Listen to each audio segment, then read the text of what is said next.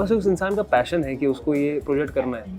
अगर ऐसा कोई भी प्रोजेक्ट मिले या दिखे, उसको बिना सोचे समझे आँख बंद करके उठा लो। ये फिल्म मेरे को कुछ बहुत ऐसे देगी और मैं कुछ एक्सपेक्टेशन के साथ बैठा हूँ, वो नहीं। पर एज एन एक्टर जो मेरा कॉन्फिडेंस ख़त्म हो गया था, वो इसने मुझे वापस दे दिया। वहाँ पर रियल लोकेशन पे शूट किया है, रियल घरों में शूट किया है, रियल लोगों के आसपास शूट किया है। Last but not the list, लग्न कधी करणार आहे?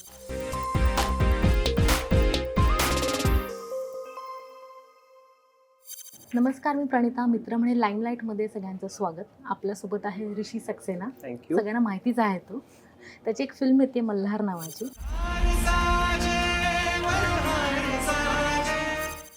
आपण बोलूच यात फिल्मबद्दल, पण तू सिरियल केलीस एक छान, खूप गाजली चांगल्या वाहिनीवरची. त्याच्यानंतर छोट्या छोट्या रोलमध्ये दिसत होतास तू सिनेमांमधून. पण आणि आता ही सेंट्रलाइज्ड कॅरेक्टर असलेली ही फिल्म आहे. पण मधल्या काळामध्ये मग कुठे होतास तू? किंवा मग तशी काय वेगळं काही करत होतास का? म्हणजे आली नाही तुझ्याकडे अपॉर्च्युनिटी का? कारण मी ऑनेस्टली सांगू तुम्हाला, मी खूप काही करत होतो. ओके. आणि मी खूप काही करून ठेवलेलं आहे, पण ते सगळं बाहेर नाही आलं आहे. म्हणून तुम्हाला असं वाटतं की मी काही म्हणजे मी लॉस्ट होतो ड्यूरिंग दिस ड्यूरेशन. पण असं नहीं है. अभी एक एक करके सब चीज़ें बाहर आ रही है. मतलब अभी एक फिल्म आई, ही अनोखी गाँठ आई थी. उसके बाद अभी मल्हार आई है. अभी आगे 3-4 महीने में आपको एक और आ जाएगा न्यूज़, उसके 3-4 महीने में एक और आ जाएगा. तो things are lined up. Just that वो 3-4 साल, 2 साल तो कोविड के हो गए. तो उस वक्त तो 2 साल तो वही निकल गए. उसके बाद काफ़ी कुछ किया है जो बाहर नहीं आ पाया है. वो सारा अब लाइंड अप है. So you will get to know about it. Okay. Yes. तर या सिनेमाबद्दल बोलायचं झालं, मग हा सिनेमा कसा निवडला, का निवडला आणि तो कसा आला तुझ्यापर्यंत? तो विशाल, ॲज यू सेड की मध्य काळात मी कुठेही दिसत नव्हतो, तर तसंच काहीतरी होतं. आणि विशाल म्हणजे हमारे जो डायरेक्टर हैं, उन्होंने मुझे अप्रोच किया इस कैरेक्टर के लिए काहे परदेस की वजह से. उन्होंने और कुछ नहीं देखा था मेरा काम. ओके. तो it is only because of काहे परदेस कि उन्होंने मुझे अप्रोच किया और मुझे बोला कि मैं एक ऐसी फिल्म कर रहा हूँ और उसमें ये एक ऐसा कैरेक्टर है और मुझे ऐसा लगता है कि आप ठीक बैठोगे इसके लिए. तो मेरा तो था कि अच्छा ठीक है, कौन है, क्या है, ठीक है आप स्क्रिप्ट बताओ. तो ये एक एंथोलॉजी है 3 स्टोरीज मुझे. तो उसमें से एक स्टोरी उन्होंने मुझे नरेट की, सिर्फ मेरी स्टोरी. मुझे नहीं पता था बाकी फिल्म क्या है. नरेट की मेरी स्टोरी मुझे अच्छी लगी. कैरेक्टर भी बहुत थोड़ा मुश्किल कैरेक्टर है, कॉम्प्लिकेटेड कैरेक्टर है, तो कैरेक्टर मुझे अच्छा लगा. ओके होने मन के ठीक है, okay we can think about it's a good character. फिर उन्होंने बताया कि आपके अपोजिट हम अंजलि पाटिल को कास्ट कर रहे हैं. मैंने कह दिया ओके ठीक है, I am doing the film. फिर आगे कोई डिस्कशन नहीं हुआ, क्योंकि मैं उस वक्त भी और अभी भी I am a fan of Anjali Patil. और मतलब अंजलि के अपोजिट काम करने को मिल रहा था मुझे. मैंने उसके आगे कुछ देखा ही नहीं. फर्स्ट चीज़ स्क्रिप्ट थी, I was interested because of the script. पर अंजलि का पता लगा उसके बाद से कोई डाउट ही नहीं था. हा, मग तो अनुभव कसा होता? कारण अंजलि सोबत काम करने का. हां, कारण खूप सामाजिक विषयांमधून दिसते ती, किंवा न्यूटन सारखा सिनेमा केला, रजनीकांत बरोबर काम केलं. तर तुझा कसा अनुभव होता? तिने खूप मोठे मोठे काम केले म्हणजे, आणि मोठे आणि क्रिटिकली अक्लेम्ड तसं काम केलं त्यांनी. आणि that is why really really like her. उनका मतलब it's not just about the performance, as a personal also. मतलब आई वॉज वेरी इंट्रीड कि भाई अंजलि पाटिल के साथ काम करने को मिलेगा. She is a national award winner. मतलब ऐसे मौके बार बार नहीं मिलते. तो मैं जब पहली बार सेट पे पहुंचा तो मैं उसी एम के साथ पहुंचा था कि मुझे कुछ ना कुछ सीखने को मिलेगा. उस एम के साथ ही पहुंचा था. बट मेरी किस्मत अच्छी थी, हम लोगों की ट्यूनिंग एज एक्टर्स भी अच्छी बैठी. हम लोगों ने काफ़ी टाइम स्पेंड किया, कैरेक्टर डिटेलिंग हमने साथ में की. उनका तरीका ऐसा है कि जैसे बाकी एक्टर्स परफॉर्मेंस पे फोकस करते हैं कि अभी ये स्क्रिप्ट आई है तो हम परफॉर्मेंस पे फोकस करेंगे. अंजलि वैसे नहीं करती. वो परफॉर्मेंस पे फोकस ही नहीं करती. वो फोकस करती है कि वो जो लिखा है वो क्यों लिखा है, कैसे लिखा है. ये अगर मैं बोलूँगी तो मैं क्यों बोलूँगी, कैसे बोलूँगी. तो अप्रोच ही अलग है. तो ये चीज़ उनसे ज़रूर सीखने को मिला मुझे कि सब कुछ वहाँ पर जाके परफॉर्म करना नहीं होता. उसके पीछे का जो काम है ये, वो एक अलग ही अप्रोच है अंजलि की. और वही अप्रोच उसकी अपनी ज़िंदगी की तरफ भी है. तो है कुछ ऐसी चीज़ें हैं जो नॉर्मल एक्टर्स जो होते हैं उनकी तरह नहीं करती. वो है कुछ अलग है. तो कुछ चीज़ें मुझे सीखने को मिली उनसे. जितना हो सका मैंने सीखा. ऐसा नहीं, मैंने भी कुछ छोटा सा इनपुट दिया है फिल्म में. मेरी वजह से उनको है कुछ तो but it was very interesting, बहुत मजेदार था उनके साथ काम करना. ओके. एक गोष्ट ॲड ऑन कोणती झाली तुझ्या वैयक्तिक आयुष्यात पण आणि ॲज अन आर्टिस्ट म्हणून पण, की तिच्यासोबत काम करणं आणि एक सिनेमा करणं? मतलब पर्सनल लाईफ की अगर बात करू तर तिने मला असं एक सांगितलं होतं की मी विचारलं होतं असं की तू न्यूटन केलाय आणि असं केलं, काला केलाय, खूप मोठे मोठे आणि चांगले सिनेमा केले, तर हाऊ इज दिस पॉसिबल की तुला सतत चांगले सिनेमा मिळतात? How is this possible? असं नाही होऊ शकत ना. तर तिने मला एक असं एक सजेशन दिलं. तिने मला एक सजेशन दिलं की मी काय करते ना की जर मला असं कळलं की समोरच्यांना म्हणजे समोरच्यांना काहीतरी पॅशन प्रोजेक्ट म्हणून करायचं आहे आणि it is not dependent on money या फिर किसी और फैक्टर पे, बस उस इंसान का पैशन है कि उसको ये प्रोजेक्ट करना है. अगर ऐसा कोई भी प्रोजेक्ट मिले या दिखे, उसको बिना सोचे समझे आँख बंद करके उठा लो. ओके. और मैं उसके बाद से वो ही करता आया हूँ और अभी तक तो touch wood it has work for me. Okay. ये एक सजेशन उन्होंने दिया था मुझे और मेरे को याद है वो, मतलब ऐसे उसको याद नहीं है, अंजलि भूल गई बात, पर उसने मुझे सजेशन दिया तो मेरे दिमाग में फिट हुई बात. मैंने कहा कि हाँ, मतलब आप कैसे चुन सकते हो, मतलब अलग प्रोजेक्ट क्यों निकलेगा, बाकी प्रोजेक्ट तो सब एक जैसे बन रहे हैं, तो अलग कैसे होगा? अलग ऐसे ही होगा कि एक बार पैसे छोड़ दो, एक बार कास्ट छोड़ दो, एक बार स्क्रिप्ट छोड़ दो, एक बार देखो कि वो इंसान क्या करना चाहता है, क्या उसका पैशन है, मतलब वो पैशन प्रोजेक्ट है तो उठा लो. And it has work for me. तो पर्सनल लाईफ में तो ये. प्रोफेशनल लाईफ में ॲज अन ॲक्टर जसं मी सांगितलं तुम्हाला की तिची एक अप्रोच असते, म्हणजे ती नॉर्मल अप्रोच घेत नाही, ती काहीतरी वेगळं करते. ती खूप बोलते, ती खूप डिस्कस करते आणि डिस्कस करून शी मेक श्योर कि आप भी उस कैरेक्टर के साथ कंफर्टेबल हो जाओ और वो भी उस कैरेक्टर के साथ कंफर्टेबल हो जाए. एक बार वो हो गया, आप कैरेक्टर के साथ कंफर्टेबल हो गए, तो वहाँ पर जाके अपना आप होता है, आपको करना नहीं पड़ता. आणि सिनेमातून काय मिळालं? मैं सही बताऊँ, मैं उसके बारे में नहीं सोच रहा हूँ. मैं बिल्कुल नहीं उसके बारे में सोच रहा हूँ कि मुझे ये इस सिनेमा से क्या मिला या फिर या मुझे ये सिनेमा कहाँ लेके जाएगा. सबसे इम्पोर्टेंट चीज़ ये थी कि मुझे इस सिनेमा से, मैंने विशाल को भी बोला है कि इस वाली फिल्म से मेरे एक कॉन्फिडेंस था जो बीच में कहीं थोड़ा डगमगा गया था एज एन एक्टर, कि जब चीज़ें बाहर नहीं आती, मतलब वही बात ना कि आप बीच में 3-4 साल दिख नहीं रहे हो, आप काम तो कर रहे हो पर बाहर नहीं आ रहा है, थोड़ा सा कॉन्फिडेंस एज एन एक्टर हिल रहा था मेरा. तो इस स्पेसिफिकली इस सिनेमा के बाद वो वापस आ गया है. वो मैंने विशाल को स्पेसिफिकली फ़ोन करके ही बोला था, विशाल मेरे को बहुत ज़रूरत थी इस फिल्म की. मतलब ऐसा नहीं कि ये फिल्म मेरे को कुछ बहुत ऐसे देगी और मैं कुछ एक्सपेक्टेशन के साथ बैठा हूँ, वो नहीं, पर ॲज एन ॲक्टर जो मेरा कॉन्फिडन्स ख़त्म हो गया था, वो इसने मुझे वापस दे दिया. कसं होतं, खूप चांगले सिनेमा येतात आणि चांगले चांगले विषय असतात, पण बऱ्याच शोज लागत नाहीत, कॅन्सल होतात किंवा त्यानंतर ते OTT वर येतात. तर त्याबद्दल काय सांगशील आणि या सिनेमाच्या निमित्ताने प्रेक्षकांना काय सांगशील? तो ये सही कह रही हैं आप. एक्चुअली ऐसा होता है कि सिनेमा लगा है, 3 दिन में फिल्म को अच्छा रिस्पॉन्स नहीं मिला तो चौथे दिन पे चेंज कर दिया गया है, मतलब कोई और फिल्म लग गई वगैरह.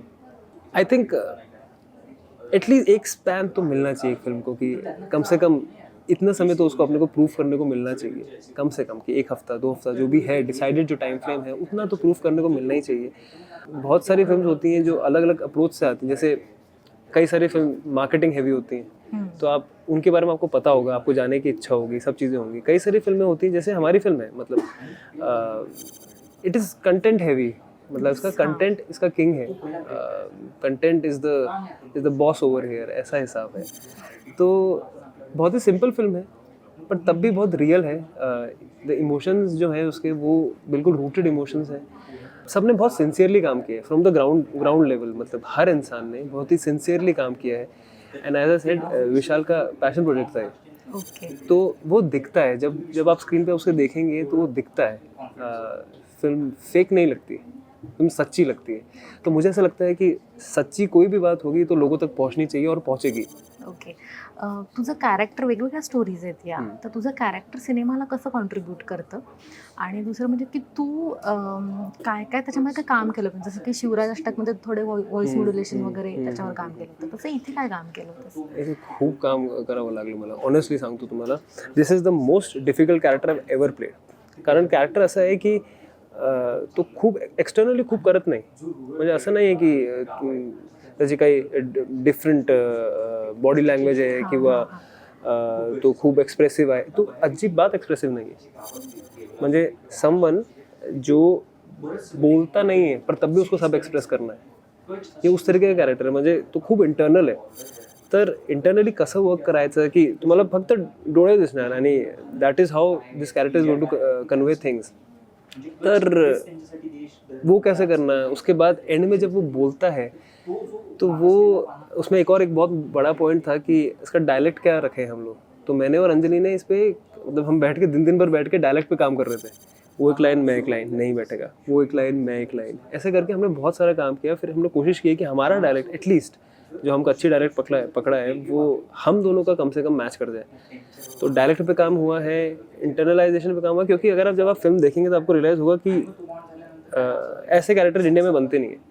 और वो भी गांव का कैरेक्टर ऐसे दिखाना तो बहुत रेयर है. मतलब मुझे नहीं लगता की गांव का किसी ने भी ऐसा ये कैरेक्टर इस तरीके का दिखाओ. क्या कैरेक्टर मैं नाही बता सकता आपको, कारण तो क्लायमॅक्सला सांगा की त्याच्या सोबत काय होतोय, तो का असा वागतोय, तो का काहीच बोलत नाही तो. तर असं काय ते सगळं you will get to know in the climax. तर त्याच्याबद्दल मी काही सांगू शकत नाही. पण yes, it is a very interesting character. It's a very difficult character. Shooting बद्दल काय सांगशील. तुम्ही कच्छला वगैरे जाऊन शूट केलं. अरे इट वॉज ब्युटिफुल. तिकडचं खूपच सुंदर, खूपच सुंदर आहे. म्हणजे द लोकेशन व्हिज्युअल्स खूप सुंदर व्हिज्युअल्स. आणि this was the first time की मी म्हणजे एक गावीत जाऊन शूट केलंय ऑनेस्टली. नाहीतर काय असतं ना की आपल्याकडे सेट्स असतात आणि हे सगळं आम्ही सगळंच क्रिएट करतात. पण यावेळी आम्ही कच्छला गेलो आणि खूप एकदम छोटा सा गाँव था, सच में छोटा सा गाँव था. वहाँ पर रियल लोकेशन पे शूट किया है, रियल घरों में शूट किया है, रियल लोगों के आसपास शूट किया है. तो उसकी खूबसूरती मेरे लिए, मतलब सिनेमा के लिए तो विजुअली है ही, पर मेरे लिए खूबसूरती ये थी कि जो भी मैंने या अंजलि ने सीखा या कैरेक्टर में डाला है वो सारा वहाँ के आसपास के लोगों को देख के डाला है. जो लोग वहाँ पर थे, लोग क्या काम करते हैं, कैसे काम करते हैं, कैसे उठते बैठते हैं, क्या खाते हैं, ये सब चीज़ें हमने ध्यान रख के कुछ चीज़ें वहाँ पर बनाई. तो मेरे लिए सबसे खूबसूरत चीज़ वहाँ के लोग थे. मतलब वैसे भी किसी जगह की खूबसूरती वहाँ के लोगों में होती है. मुझे ऐसा लगता है कि लोगों में होती है. और विजुअली तो आपको दिख ही जाएगा, पर हाँ, पर सबसे खूबसूरत बात होती है. लँग्वेजवर कसं काम केलं. कारण लहेजा तो गुजराती असेल. करेक्ट. तर it is not Gujarati first, it is Kutchi. Okay. तर कच्छी आणि गुजरातीमध्ये पण फरक असतं. बरं. वहाँ पे उधर के लोगों से ही, मैं वही आपको जैसे कह रहा हूँ, मैंने अंजलि ने बहुत इंटरेक्ट किया वहाँ पर लोगों से. और वहाँ पे इतना इंटरेक्शन के बाद मुझे एक कुछ पकड में आया. तो मैंने जाके वो अंजलि को बताया की अंजलि मला वाटतंय की आपण असं काहीतरी करूया का. अंजलि बोला कि हाँ यार ये सही साउंड कर रहा है, तो मेरे को बता क्या कर रहा है, कैसे कर रहा है, कहाँ पे एम्फेसाइज कर रहा है. तो मैं एक लाइन बोल के बताया, उसने रिपीट की. मैं वही जो आपको बता रहा था उसने रिपीट की. मैंने कहा नहीं, यहाँ पर नहीं, यहाँ पे एम्फेसाइज करना है. तो ऐसे से एक लाइन करके हमने सेट किया उसको. जहाँ पर मैं कहीं चुकता था वहाँ पर वो बताती थी, यहाँ पर वो गड़बड़ करती थी वहाँ पर मैं बताता था. ऐसे करके हमने उसका डायलेक्ट सेट किया. ओके. खूप सोशल इश्यूज असतात घडणारे बाहेर. तू त्याच्याकडे कसं बघतो किंवा तुझं कॉन्ट्रीब्युशन असंच नाही, पण तू व्यक्त होतोस का, किंवा तुझा दृष्टिकोन काय असतो त्या सगळ्या घटनांकडे बघण्याचा. सोशल इश्यूज तो ऑब्वियसली हैं, बहुत सारे हैं, चलते भी रहते हैं.